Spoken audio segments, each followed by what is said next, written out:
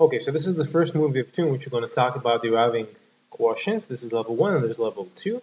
And here's an example of a quotient. So we got f of x is x plus 1 over 5x. We got x in the top and the bottom, so we're deriving the quotient.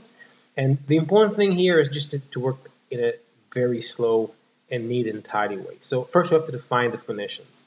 The top, we're going to call it g of x, or g, and the bottom is h of x. Now, it doesn't matter, in some formula sheets you might see other stuff, just have a name for top and bottom.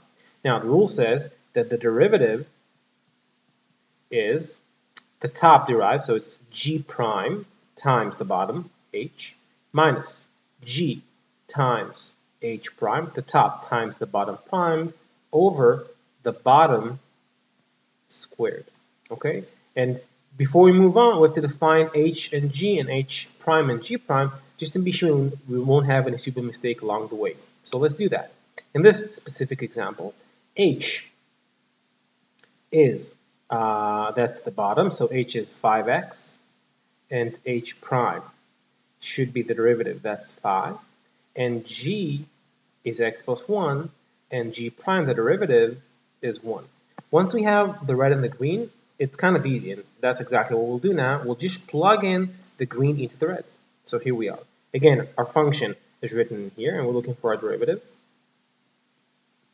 So what do we get? The formula says g prime, so g prime is 1, times h, which is 5x, minus g, which is x plus 1, times h prime, which is 5, over h squared, so that's 5x squared.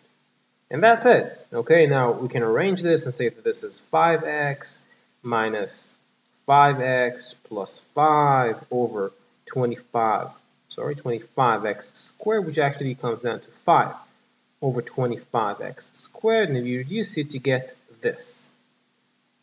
But that's not really important. The important thing is to work very slowly, write down the formula, write down h and g, and then just plug in. If you do it like that, you won't have a mistake, and even if you will, you're going to get points because you worked in the right fashion.